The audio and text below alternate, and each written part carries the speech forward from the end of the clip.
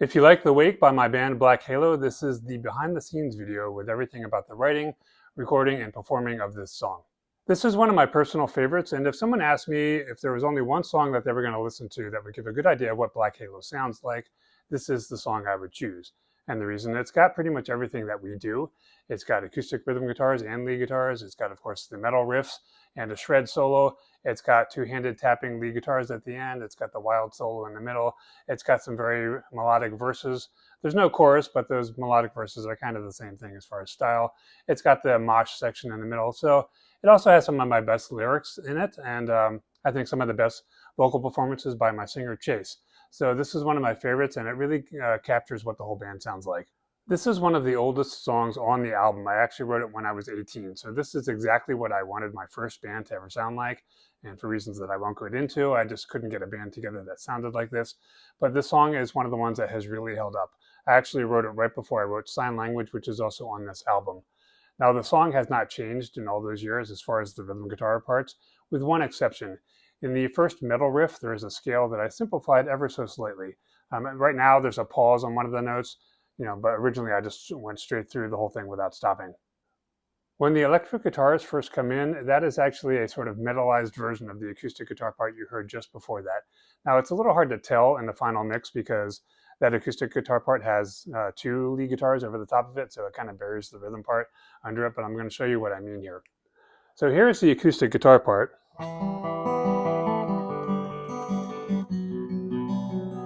There's a little more after that, but if you take these chords and go, well, you can do that here. That's what the riff is. So it's basically the same thing. If you listen carefully, the vocal melody in the first verse is following the melody in the rhythm guitar, so this has never changed since I wrote it. However, the verse melody after that in the second verse, and it later repeats, that I think is a little bit different from originally. In the middle of the song for the vocal melodies, we have the mosh section. Those have also never changed since I originally wrote them. I had performed them on lead guitar a long time ago. It was really cool to finally hear someone actually sing those after maybe 2 decades of the song lying around. For the lyrics, this has changed quite a bit since the original, but the song has always been about a wake and has always had that title. The original subject was more about a family going through the motions of pretending that they have cared all along about a family member that they were actually ignoring, and that family member is now dead. I always thought this was a little bit dark, maybe sounded a little bit bitter or something, so I kind of didn't like this and always wanted to redo it, but I did like the basic subject of the song as far as being awake. When the album became a concept album, that was when I rewrote the lyrics. However, the first verse is exactly the same, so those are maybe 20 years earlier than the rest of the lyrics. And again, those were written when I was 18. When it came to performing this album, I think this is one of Chase's strongest vocal performances. He sounds appropriately tortured at times, and other times he sounds sad, and I think he just did a great job of getting across the emotion of this song. Now, one thing that was interesting about the performing is that verse melody in the opening riff, or not the opening riff, but the opening verse, he sang that 3 notes higher than I actually wrote it, and I wasn't sure when I first heard it why it sounded different. It was basically the melody, but I kept thinking something doesn't sound like I was expecting, and I thought, is he singing that higher? And so I pulled out the guitar, and sure enough, he was, and it sounded good. But I wrote to him and I said, he's in Atlanta, I'm in Maryland, so I said, why did you perform it, higher? And he said, well, I didn't think it sounded good the way it was, and so I said, okay, prove it to me. Let me hear. Can you do a performance of it at the original pitch? Because I'd rather not be wondering. The grass is always greener. Would it have sounded better where I wrote it? So he's always been a good sport. He did it, and as soon as I heard it, I thought, yeah, he's right. And this is one of the things that I love about working with Chase.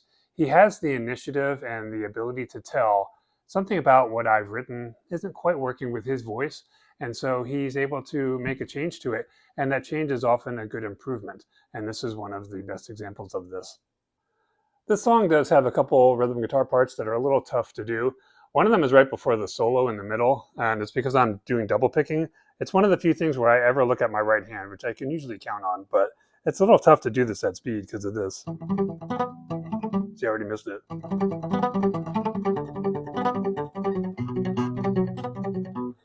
It's just a little hard to hit that all the time. Of course, I don't normally play it on an acoustic guitar.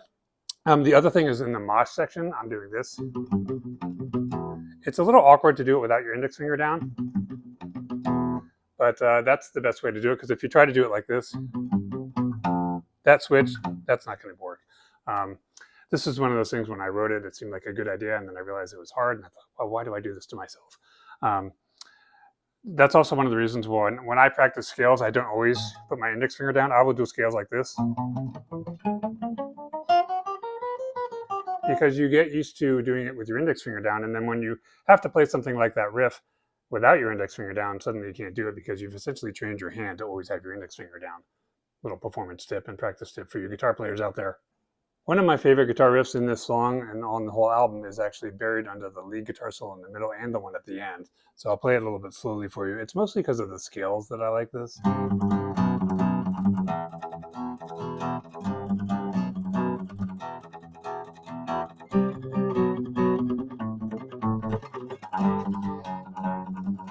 I missed that scale a little bit. It's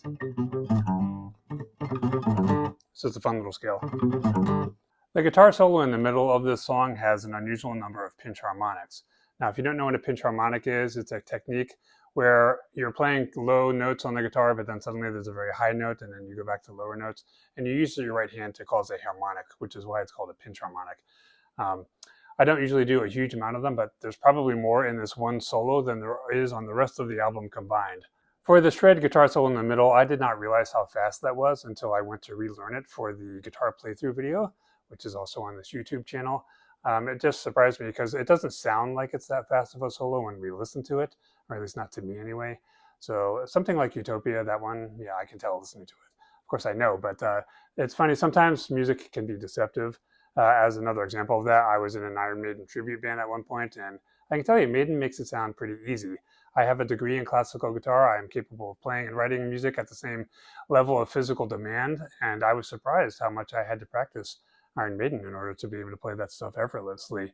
So the shred solo on The Wake is one of these where apparently I make it sound easy, and I'm not saying that to brag. I just was taken aback, and I was a little annoyed how much I had to keep practicing that solo in order to do the video. If there's a question that you have about the song and I did not answer in the video, please put it in the comments, and I will try to get to that as soon as I can. Oh, and this is your obligatory reminder to like the video and subscribe to the channel. So that's it for the behind the scenes video on this song. I will have others coming up, so please check them out.